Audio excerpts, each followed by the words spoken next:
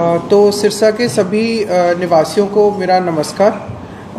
हम आपके साथ ये ज़रूरी सूचना शेयर करना चाहते हैं कि आज सिरसा में मॉक ब्लैकआउट की प्रैक्टिस करी जाएगी। इस प्रैक्टिस के दौरान सभी सिरसा वासियों से अनुरोध है कि वो अपने घर में बने रहें और घर में कोई भी रोशनी का उत्पाद करने वाले डिवाइसेस जैसे कि ट्यूबलाइट, CFL, बल्ब इत्यादि को बंद कर दें और 10 मिनट के लिए कृपया करके इसे बंद रखें। किसी भी तरह की और किसी इन्फॉर्मेशन सोर्स का यकीन ना कर डिस्ट्रिक्ट के जो हैंडल्स हैं फेसबुक और ट्विटर, केवल उनसे इन्फॉर्मेशन को फॉलो करें और किसी भी तरह की मिथ फैलाने वाले व्यक्तियों पर कोई ध्यान न दें। आज जो प्रक्रिया होगी वो केवल 10 मिनट के लिए होगी। आपको अपने घर में ही रहकर जो लाइट उत्पाद करने वाले जितने भी डिवाइसेस हैं जैसे कि ट्यूबलाइट, बल्ब, CFL इत्यादि को बंद करना है और इसके अलावा आपको इसी में किसी तरह का कोई पार्टिसिपेशन नहीं करना है। आपको अपने घर में शांति से बने रहना है और केवल 10 मिनट के लिए इन इलेक्ट्रिसिटी वाले अप्लायंसेस को बंद करना है। धन्यवाद। सर, जो मॉक ड्रिल 4 बजे होगी वो लघु सचिवालय में क्या अलग अलग जगह पर है? ये मॉक ड्रिल आज की डेट में जो 4 बजे होगी प्रत्येक SDM ऑफिस में और लघु सचिवालय में होगी। यहाँ पे हम 2 ड्रिल्स की प्रैक्टिस करेंगे। एक उसमें होगी फायर सेफ्टी और दूसरा होगा उसमें रेस्क्यू। और आने वाले समय में ये ड्रिल्स जो हैं बाकी एरियाज में भी एक्सपैंड करी जाएंगे। किस तरह की सर सावधानियां बरतने के लिए आप सिरसा वासियों को अपील कर रहे हैं? आज हम जितने भी हमारे ग्राम सचिव हैं, पटवारीज हैं, उनसे मुलाकात कर चुके हैं। जो पब्लिक अनाउंसमेंट सिस्टम्स हैं प्रत्येक गांव में, चाहे वो हमारे गुरुद्वारे हों, हमारे मंदिर हों, हमारी मस्जिदें हों, जिसमें भी लाउड स्पीकर लगा है, ग्राम सचिव और पटवारीज को ये आदेश दे दिए गए हैं कि वो उनके लगातार संपर्क में रहें। जिला प्रशासन के पास जिस तरह की इनपुट आएगी वो ये ग्रामीण वासियों तक इन्हीं लाउड स्पीकर्स के माध्यम से पहुंचेगी। और मेरा जो ये धार्मिक संस्थानों को चलाने वाले व्यक्तियों से भी ये विनम्र अनुरोध है कि वो केवल ग्राम सचिव, पटवारी द्वारा दी गई इन्फॉर्मेशन का ही यकीन करें और किसी स्रोत की इन्फॉर्मेशन को ना तो लाउड स्पीकर पर चलाएं और ना ही उसका प्रसारण करें। सोशल मीडिया पर लगातार अफवाहें फैल रही हैं, लोग उसकी देख रहे हैं, उसको कैसे क्या कहना? मैं सिरसा वासियों को ये आश्वासन दिलाना चाहता हूँ कि सिरसा का प्रशासन निरंतर तौर पर सारी चीज़ों की समीक्षा कर रहा है। लगातार हम पुलिस प्रशासन के साथ मिलकर किसी भी संदिग्ध एक्टिविटी को नोटिस कर रहे हैं, उन पर कार्रवाई की जा रही है। जो हमारी जो स्ट्रॉन्ग इंस्टॉलेशंस है जो सिविलियन सप्लाईज के लिए ज़रूरी है, उनकी खास समीक्षा करी जा रही है। हम लगातार सारी एजेंसियों के साथ जुड़े हुए हैं, तो किसी को भी इस तरह की मिथ्स पे या ऐसी बातों पर यकीन नहीं करना चाहिए। निरंतर तौर पे जो डिस्ट्रिक्ट एडमिनिस्ट्रेशन है वो इन चैनलों के थ्रू आपसे बातचीत करेगी। हमारा इंस्टाग्राम और फेसबुक पेज एक्टिव है। कोई भी हमारी अपडेट होगी तो वो हम आपके साथ शेयर करेंगे। खासकर जो ग्रामीण वासी हैं सिरसा के, उनसे यही अनुरोध है कि उनके सरपंच और पंच प्रतिनिधि जो है पटवारी और ग्राम सचिव के साथ मिलकर उनका ये शाम का जो प्रोग्राम है ब्लैकआउट का, उसको सक्सेसफुल करने में अपना पूरा समर्थन दें। सर, मॉक ड्रिल के दौरान किस तरह का सायरन बजाया जाएगा और लोग पैनिक ना हो, इसके लिए आप क्या अपील करते हैं? लोगों की पैनिक के लिए तो मेरा सबसे यही अनुरोध है कि आप देख ही रहे हैं कि जिला प्रशासन जो है किस तरह की तैयारियां कर रहा है। हम सभी एजेंसीज के संपर्क में हैं, ऐसी कोई भी चीज़ नहीं है जो हम मिस आउट कर रहे हैं। तो लोग हमारे को इन्फॉर्मेशन ज़रूर प्रोवाइड करें और उसके बाद जिला प्रशासन को अपनी कार्रवाई करने का पूरा चांस दें। इस ज़िले ने, चाहे वो पिछली साल की बाढ़ है या उससे पहले जितने भी कार्यक्रम हैं, उसमें बहुत ज़्यादा अपना सपोर्ट दिया है और पुलिस प्रशासन और सिविल प्रशासन ने अपना दायित्व निभाया है। तो सबसे यही अनुरोध है कि वो करें। सायरन्स के मामले में मैं सबके साथ ये समीक्षा करना चाहता हूँ कि सायरन्स 2 प्रकार के होते हैं। एक शॉर्ट सायरन होता है, एक लॉन्ग सायरन होता है।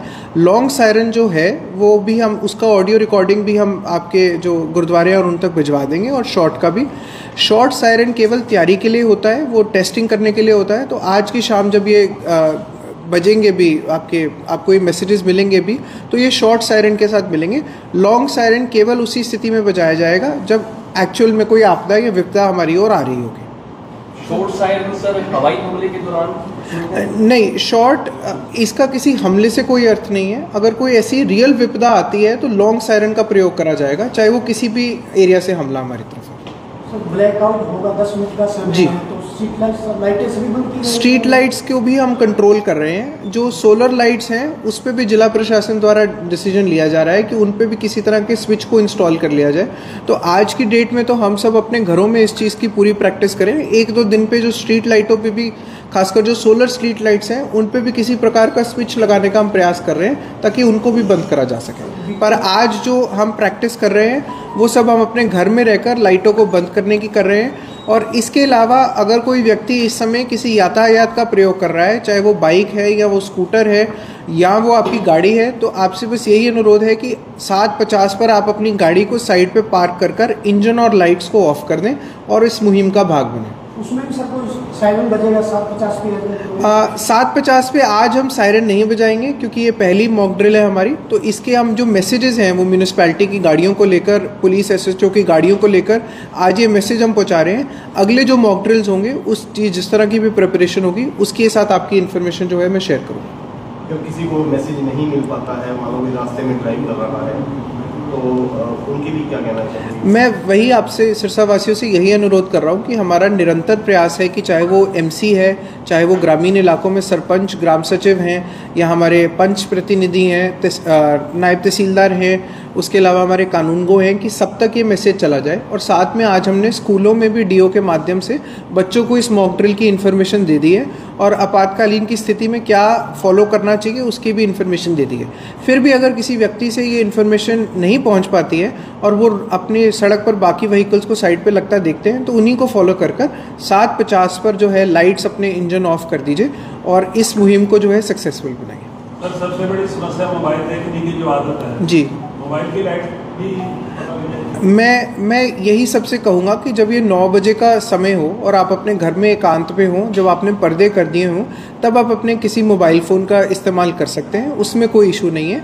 बट हाँ, क्योंकि ये थोड़ा अलर्ट रहने का समय है तो कृपया करके 7:50 से 8 में अपना जितना कम से कम मोबाइल का उपयोग कर सकते हैं करिए, क्योंकि हम नहीं जानते कि कितनी हाइट से कोई व्यक्ति आपको ऊपर से देख सकता है और ये छोटी सी बिजली भी आपको नुकसान पहुँचा सकती है।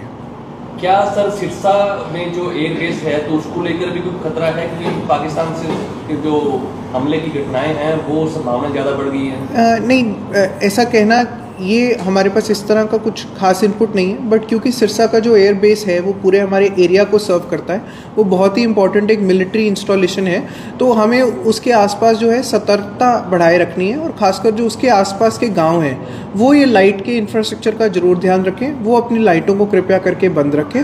और सब लोग जो है जिला प्रशासन द्वारा जो लगातार इन्फॉर्मेशन आप द्वारा शेयर की जाएगी उसी पे यकीन करें। ग्रामीण क्षेत्रों में अगर आप हैं तो आपके वहाँ पे जो पब्लिक इन्फॉर्मेशन सिस्टम्स जो आपके गुरुद्वारे, मंदिर और मस्जिद पे चल रहा है, केवल उनके माध्यम से ही जो इन्फॉर्मेशन आप तक पहुँचे उनका यकीन करें। सोशल मीडिया पर फैल रही अफवाहों का ना विश्वास करें। सोशल मीडिया वाले इतने लोग खड़े हैं, साथी खड़े हैं, तो ये रिकॉर्डिंग कैसे करेंगे बिना लाइट के?